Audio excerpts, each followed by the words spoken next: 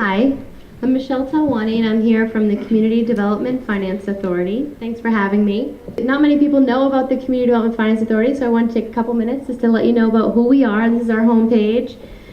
We were created 25 years ago by the state legislature, although we're not a state agency. The governor appoints our board of directors. We're not in the state budget.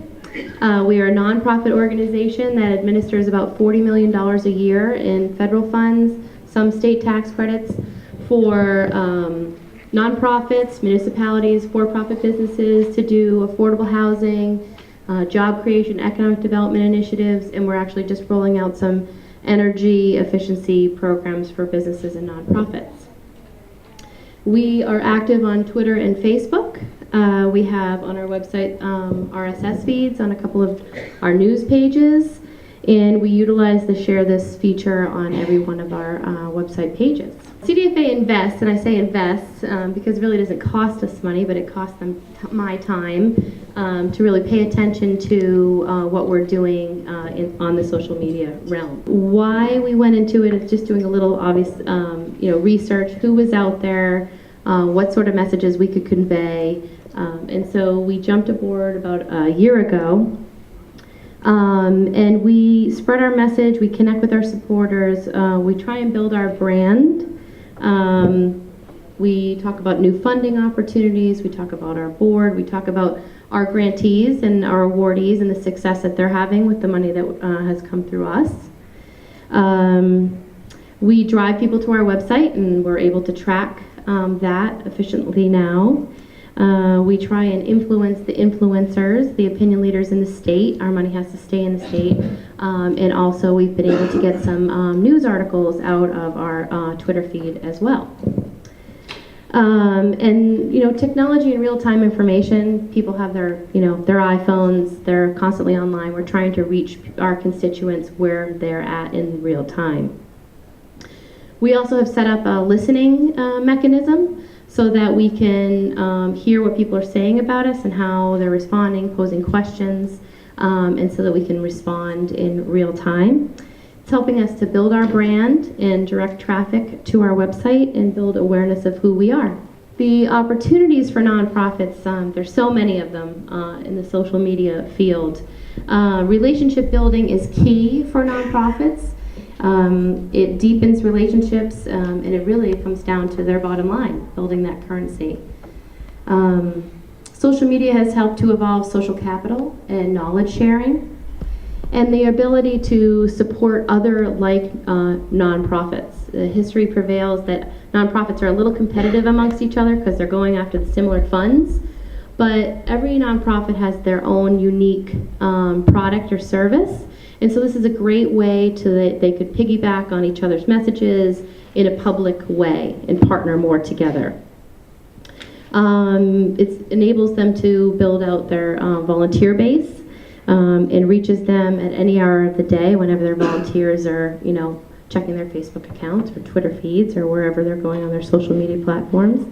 They can write about their clients, their products, their donors, board of directors and staff. And it's really important to create a listening dashboard to hear what other people are saying about them. And there's lots of third-party applications, which I'm sure you're familiar with, to streamline that. Because one of the biggest obstacles, which I'll get to, is nonprofits, the capacity, the staffing capacity really isn't there. They're doing a lot more with a lot less. So utilizing those third-party applications to listen is really essential. And then, of course, the increased ability to track, using the URL shorteners. We use Google Analytics, and since we've started in the social media realm, we've more than doubled the amount of hits that we get to our website each month. So most nonprofits are able to accept donations online on their website, but they're able to be more creative now through social media mediums. By, I think it was, I don't know if it was the Cancer Society, where they said, if everyone just donated, if all of our followers donated $5, we would raise X amount of money. And it was a really successful campaign. So if you have more followers, that's an idea. So it enables nonprofits to be a little bit more creative in how they ask for money and donations. It also enables them to be a little bit more creative on how to highlight the investment their donors, their individuals, the for-profit businesses donate to nonprofits. You know, we're always looking to create ways like either, you know, name a room in a building or, you know, put their logo on a program for an event. You know, you can also add that to say, you know, well, we'll message about you and your sponsorship, you know, X amount of times over the next few months and link to your website. So it just gives them another opportunity to thank their donors. The importance of building up a bank of goodwill by putting out good content and have faithful fans and followers that trust what you're putting out. So if something does happen, some negative publicity comes out, you've built up this sort of bank of goodwill, which is a public relations practice that I truly believe in. And then once you create your social media policy, be able to share some messaging with your boards, with staff, advisory members, and so that they could go out and share those specific messages in their own networks to help, again, spread the messaging, increase your brand awareness, potentially increase donations to your organization.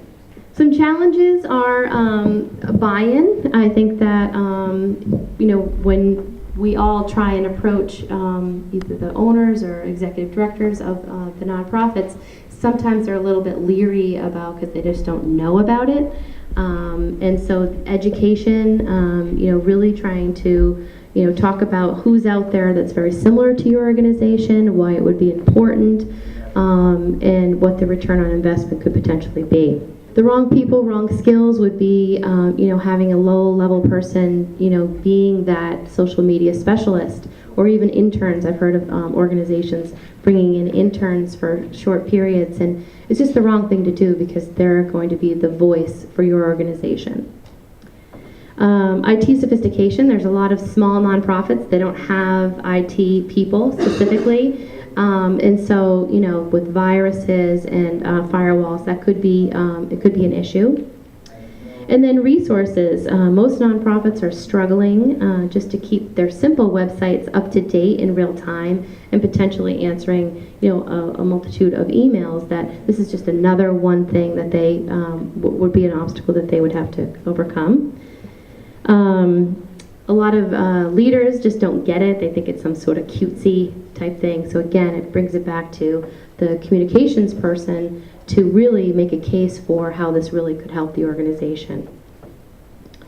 And then the importance of developing a social media policy. You know, it can be very intimidating to try and come up with you know, a policy that would work for your organization. But there are definitely some resources out there. I really like the group N10, nten.org. If they're a nonprofit membership organization for nonprofit IT and communications people, and they have a ton of resources on their website. Let me take out my crystal ball for the future for nonprofits on social media. I personally feel that social media is an investment in our future. And that, I don't know, were any of you on the call with Peter Shankman and Chris Broman last week on taking social media to the next level? No, anyway, they're fabulous. It was an excellent conference call. But one of the things that Peter had said was that, you know, you can't make something viral. You have to make something good, and then it will go viral. So being really, you know, really strategizing what your message is really important. And we're just in the beginning to see how social media is impacting the nonprofit sector, but the more and more nonprofits that actually jump aboard, I have no doubt that we'll see transformation in the nonprofit sector.